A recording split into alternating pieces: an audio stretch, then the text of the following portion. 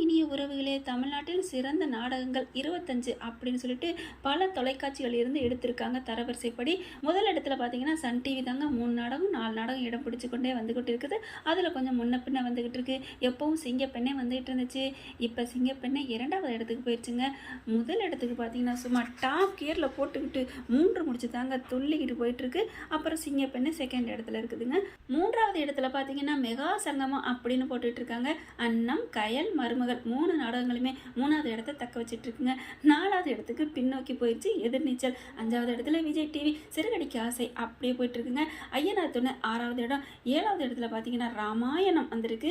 8வது இடத்துல பாண்டியன் ஸ்டோர்.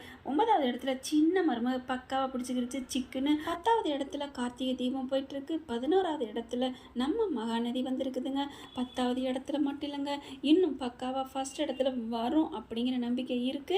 12வது இடத்துல அயலியும், 13வது இடத்துல அண்ணாவும், 14ல் ஆடுகளமும், 15ல் வீராவும், 16ல் சிந்து பைரவி, 17ல் பாரிஜாதம்ங்க, 18ல் இலக்கியா, 19வது இடத்துல சின்னஞ்சிறு கிளியே, 20வது இடத்துல லட்சுமி, 21ல் சந்தியா ராகம், 22ல் பூங்காற்று திரும்புமா, 23ல் புது வசந்தம், 24ல் கெட்டி மேளம், 25ல் வினோதினியோட 25 இடத்துல முடிச்சிருக்காங்க. பார்க்கலாங்க அடுத்து வரது போது எப்படி என்னண்டு முன்ன பின்ன மாறலாம்.